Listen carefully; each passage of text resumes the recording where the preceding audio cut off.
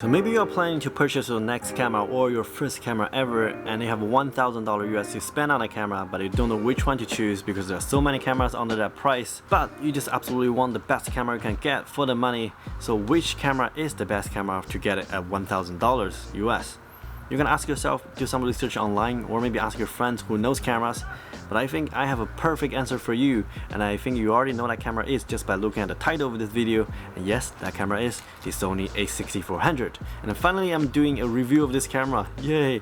And let me tell you why I think this camera is the best camera you can get for $1,000 US. Period. I mean, till now. Still right now, going on. Period. $1,000 best camera. Let me tell you why after this.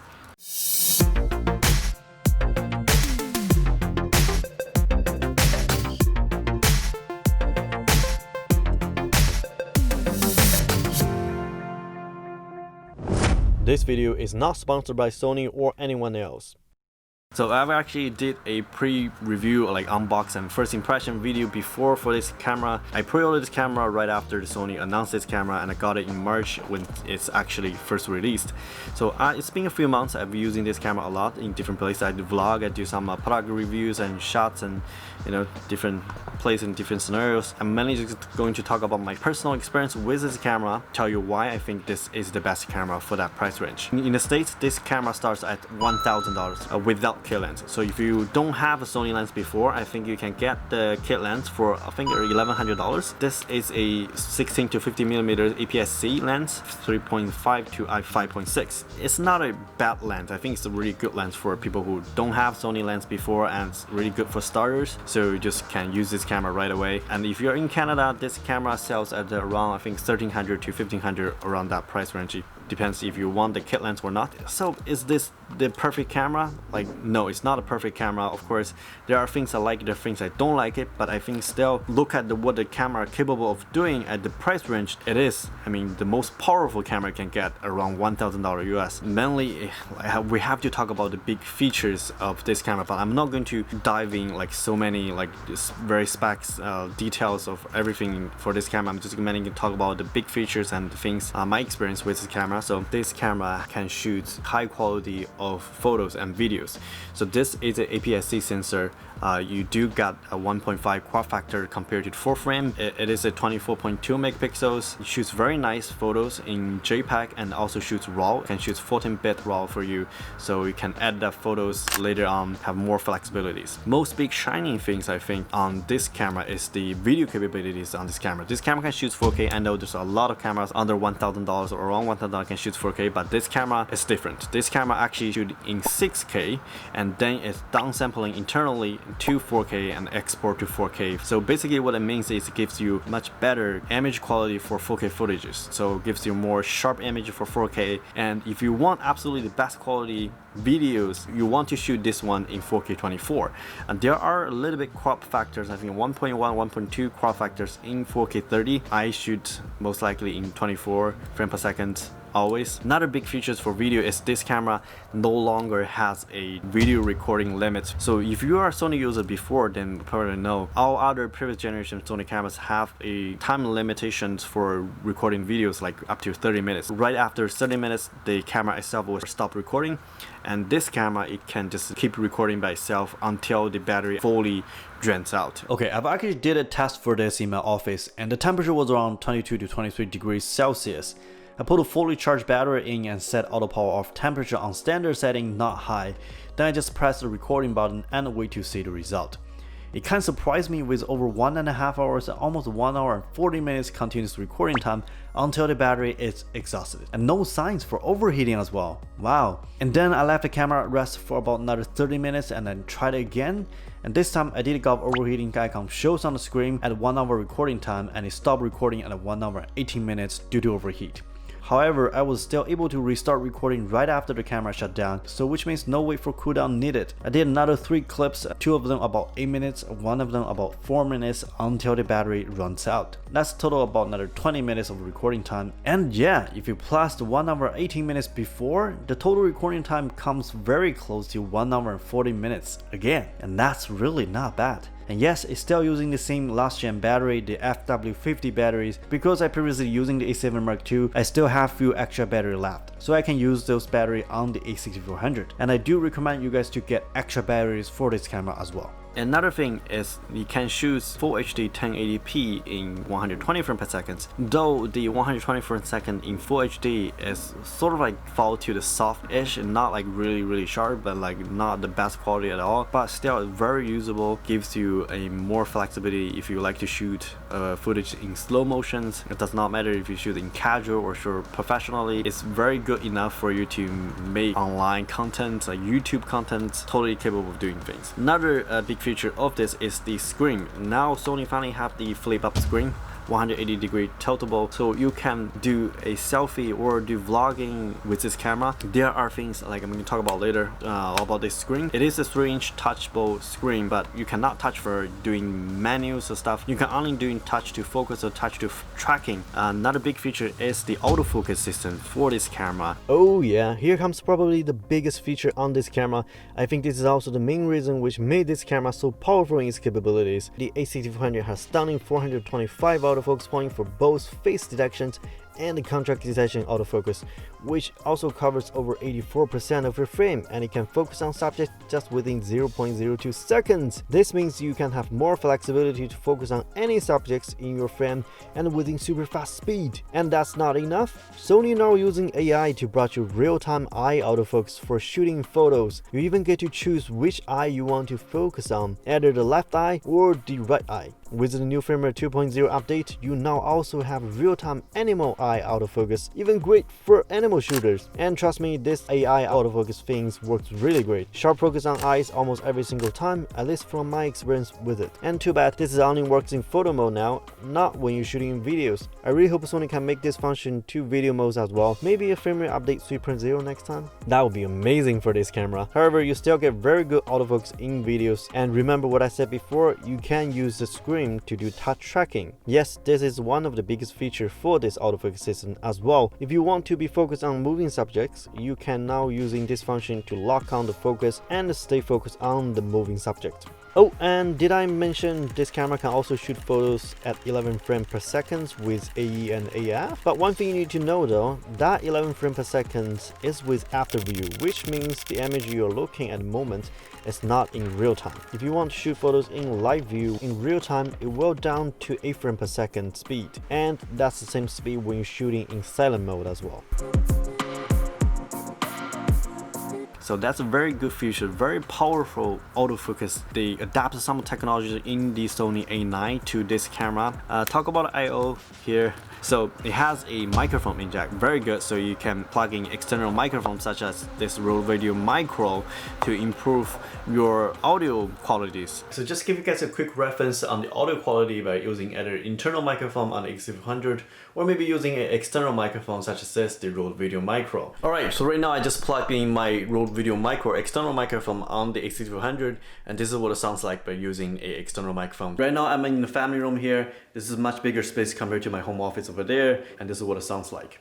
Now this is what it sounds like by using an external microphone such as this, the Rode Video Micro.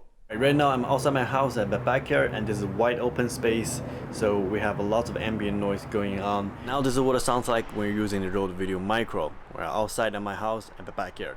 And also you have a mini USB, that's a multifunction mini USB. You can also use that for charging the battery inside the camera. If you have external batteries like a power bank, so you can just plug in. That's right, plugging an external power source will help the camera to continue shooting much longer than what a single small battery can do, especially for shooting meetings or events or anything that's longer than an hour or more, or maybe time-lapse. Speaking of time-lapse, this is another feature that Sony brought back on these cameras and it's built in under interval shooting function. It's much easier to use, however, right now it's still just gonna do in photos.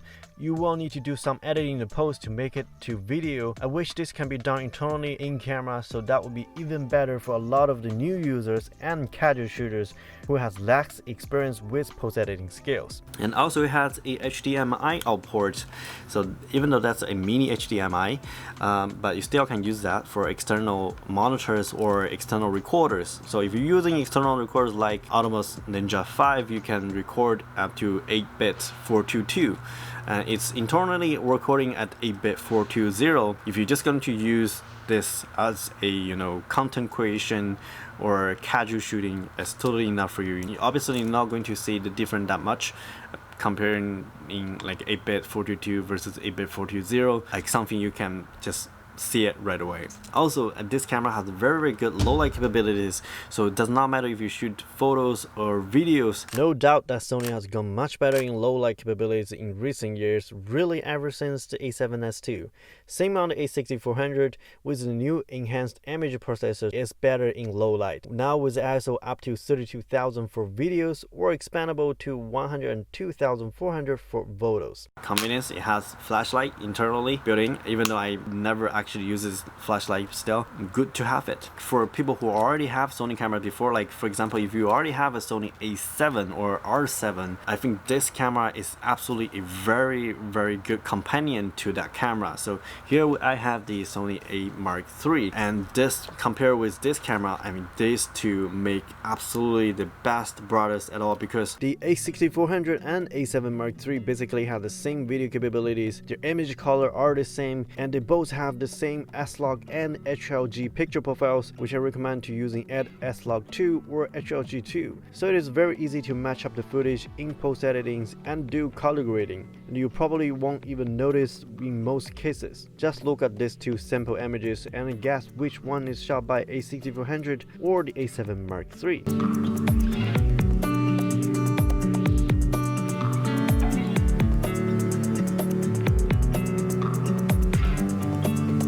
You got that right. Apart from that, the 4K video on both of the cameras are oversampling from 6K to 4K and using full sensors, no crop at 24 frames per second, with full pixel readout and without pixel banning. So despite the full frame sensor advantage on A7 III, the 4K video quality should be the same between those two cameras. Alright, I think I talked a lot of things that I actually like what this camera can do. Like I said, this is not a perfect camera. Obviously there are things I don't like, such as even though I can flip the screen, I can see myself, but that's if I just use it like this. So you see the problem here is the hot shoe mount is right in the middle. If I want to put the microphone on here, then I'm not going to see the monitor itself. It's useless for me to flip up screen.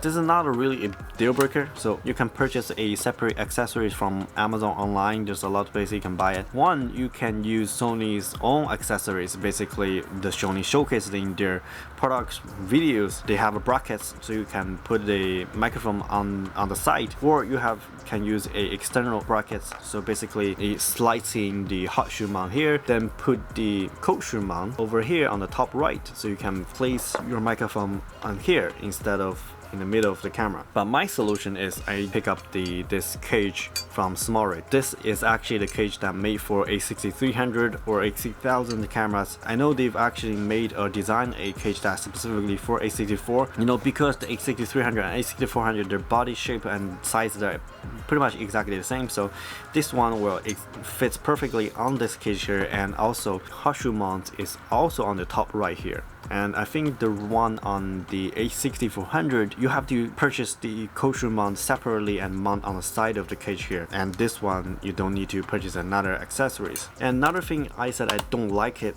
SD card placement. So you see here, the SD card is in the battery compartment, and it's just the UHS 1 speed, and it does not support UHS 2. I mean, it's okay. I'm not complaining about UHS 2. A lot of people still using a UHS 1 SD card. That's enough for shooting in 1080p and 4K 24 just at 100 megabyte per second. SD card I'm using has maximum write speed of 90 megabyte per second, so that's almost match up the speed of maximum writing like at 100 megabyte per second, so that's okay. The thing I'm complaining I don't like is the placement of it. It's really inconvenience for me. So for example, if I'm using anything like brackets, or if I have put this camera on some of the tripods, in case something if block the battery compartment like this door here. If I ever just want to take out this SD card, I have to take the whole camera out of that setup and then take out SD card and put everything back again. So I have to reset up the whole thing. I really hope or wish the SD card could be on the side of the camera here, so it's more easier for you to access without actually taking the whole camera out of the setup or whatever it is. Still, if you get used to it, you get used to it. Another thing for me is this camera does not have internal image stabilization, which is called APS. Totally understand, because Sony cut down the price. This one compared to the A6500, which had APS internally, well, it had like $400-500 difference. This one with much lower price, I think without APS is acceptable. And also, if you want really want some sort of like stabilize the shot, so probably the only option for you is to get a optical stabilized lens, which in Sony they call it OSS. That's the optical steady shot lens. Yeah, you get what I mean? Just go buy a gimbal. And also talk about lens. So if you want absolutely the perfect combination lens for the APS-C, the Sony A6400 or maybe 65, anything like this camera, I think the 10-18 and the 18-105 is probably the best lens you can get. I mean, if you can get those two, obviously it's much better. It's then plus this camera is gonna be the perfect combination for you to shoot in almost any locations. It has f4 consistent aperture. I mean, f4 is okay, especially for video shooting. As you may say f4, okay, that's only f4, then you may lose some of the low lights. Look at this camera can do, this sensor can do. And right now, those camera, the sensors have really high ISO sensitivities. I mean, the fixed apertures is not really a big deal for you may say f4 in 10 years ago, maybe it's a big deal for you to get maybe a 1.8, 2.8, 2.5, but now as their sensor get improvement so much, especially in low light, f4 is really not that bad. Of course, you can also use full frame lens on this camera as well, to, for example, the Sony G Master 24, very nice lens, but just need to times 1.5 factors because it's APS-C sensors. Everything compared to see what this camera capable of doing and what this camera can deliver. Dislike some of the things on this camera, but mostly 90% I like this camera very much. There are 10%, of course, there are no perfect camera for each scenarios, no perfect camera for each person. There always are things that you like and things you don't like. But yeah, that's what I think. That's my experience with this Sony A6400. Alright, let me know what do you think about this camera. Let me know if I missed anything with this one. Make sure to subscribe for future videos. Thank you guys very much for watching this video, and I see you guys next time. Cheers, guys.